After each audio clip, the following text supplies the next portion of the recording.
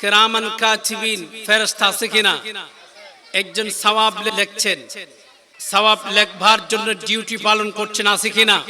রাসূল আকরাম সাল্লাল্লাহু আলাইহি ওয়াসাল্লাম বলছেন, যেই ব্যক্তি একবার এই তাসবিহখানা আদায় করবে, তখন যিনি সওয়াব লিখবে, সওয়াব লিখতে লিখতে হয়রান হয়ে যাবে।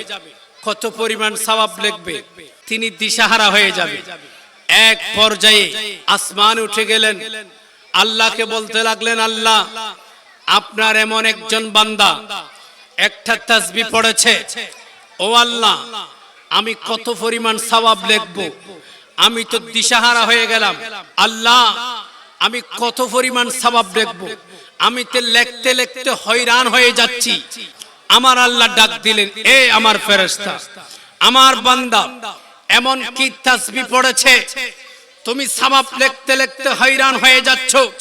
তখন ফেরেশতা জবান দিয়ে বললেন, ফেরেশতা নুরানি জবান দিয়ে বলেন, আল্লাহ, আপনার বান্দা পড়েছে, ইয়া রাব্বি লাকাল হামদ কামা ইয়ামবাগি লিজালালি ওয়াজহিকা ওয়া লিআযীমি সুলতানিক।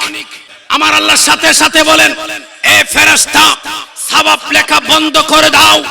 তোমার বালামের মধ্যে আমার যেই বান্দা যেই তাসবিহখানা পড়েছে, ওই তাসবিহখানা লিখে রাখো। কিয়ামতের ময়দানে এই তাসবিহ প্রতিদান আমি আল্লাহ নিজ কুদরতের হাতে দান করব। বলুন সুবহানাল্লাহ।